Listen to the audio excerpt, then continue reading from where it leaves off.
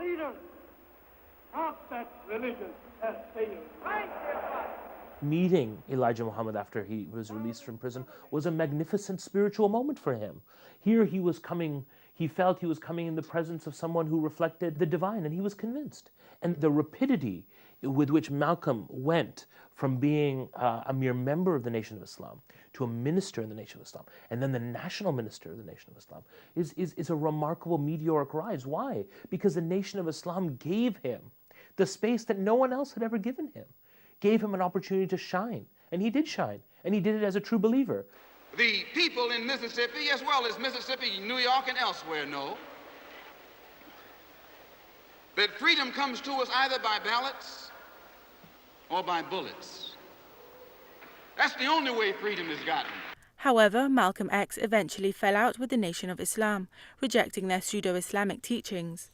The leader of the Muslims in America, Minister Malcolm Shabazz, addressing a public meeting at Manhattan Center in New York City on Sunday, December the 1st, did not speak for the Muslims when he made comments on the death of the President, John F. Kennedy. He was speaking for himself and not Muslims in general. And Minister Malcolm has been suspended from public speaking for the time being.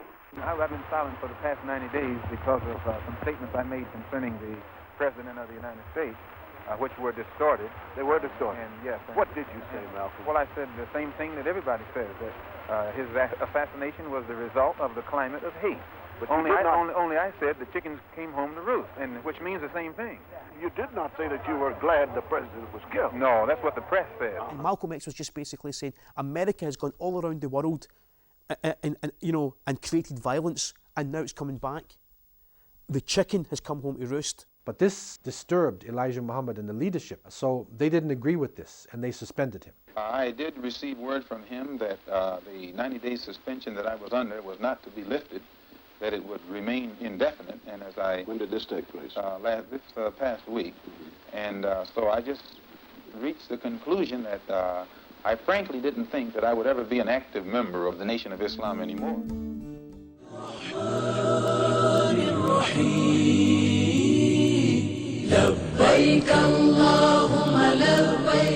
Within this turbulent period of his life, Malcolm was offered to attend the rites of Hajj, a journey which would have a profound effect upon his mind, body and soul.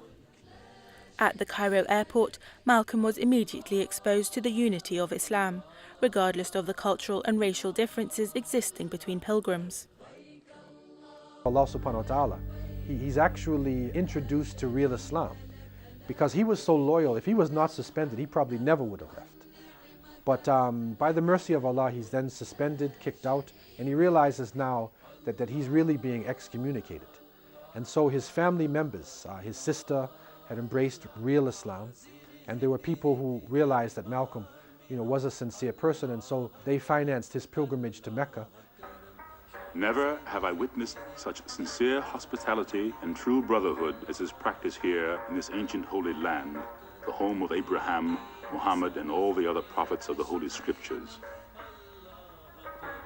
You may be shocked at these words coming from me, but what I have seen has forced me to rearrange much of my thought patterns previously held, to toss aside some of my previous conclusions. For during the past 11 days, I've eaten from the same plate, drunk from the same glass, slept on the same rug, and prayed to the same God, with fellow Muslims whose eyes were the bluest of blue, whose hair was the blondest of blonde, and whose skin was the whitest of white. We are truly the same because their belief in one God has removed the white from their minds, the white from their behavior, and the white from their attitudes. Sincerely, El Hajj Malik El Shabazz, Malcolm X. He's saying that if this religion can transform these people, then it can transform America. If millions of people can come to this place, eat together, live together, break bread together, pray together, and not see the difference between rich and poor, not see the difference between black and white, not see the difference between north and south or east or west. As Malcolm entered Mecca, nothing could prepare him for the beauty of Masjid al-Haram. Malcolm's experiences in Mecca softened his stance towards the white populace. He saw that racism was not a hereditary condition of any one race, but rather a condition of a flawed society. At the heart of the Islamic world, Malcolm witnessed the essence of Tawheed and how it united people from the most distinct of backgrounds. Malcolm, have your experiences with white-skinned Muslims in Africa and the Middle East made you feel that relations between Negroes and whites who are not Muslims is any more possible? When I was on the pilgrimage, I had close contact with Muslims whose skin would in America be classified as white, and with Muslims who themselves would be classified as white in America. But these particular Muslims didn't call themselves white. They looked upon themselves as human beings, as part of the human family, and therefore they looked upon all other segments of the human family as part of that same family. Now, they had a different look or a different air or a different attitude than that which is reflected in the attitude of the man in America who calls himself white.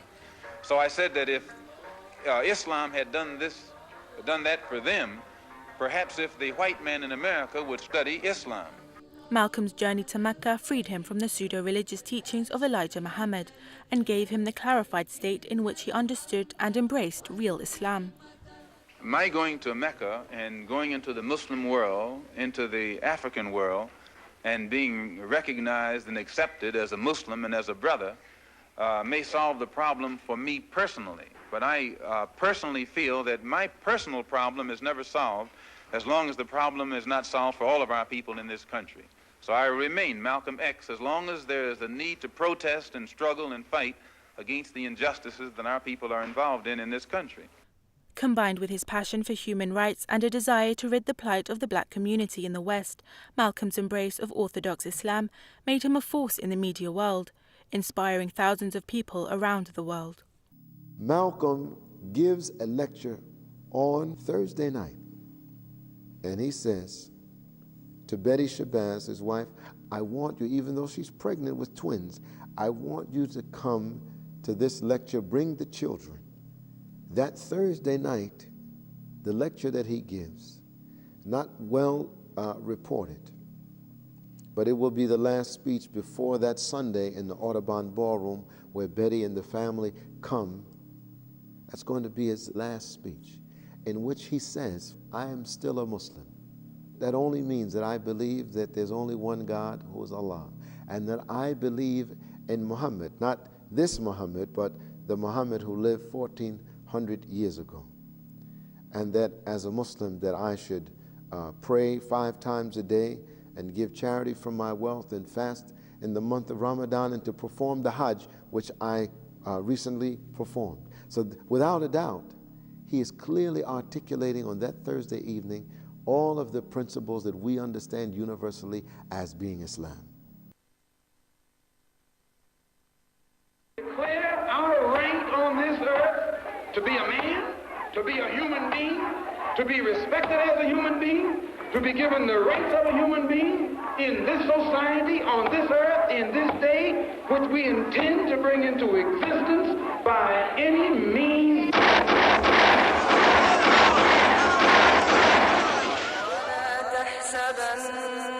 الذين قتلوا في سبيل الله أمواتا بل أحياء عند ربهم يرزقون فرحين بما آتاهم الله من فضله ويستبشرون فرحين بما آتاهم الله من فضله فرحين بما آتاهم الله من فضله ويستبشرون بالذين لم يلحقوا بهم من خلفهم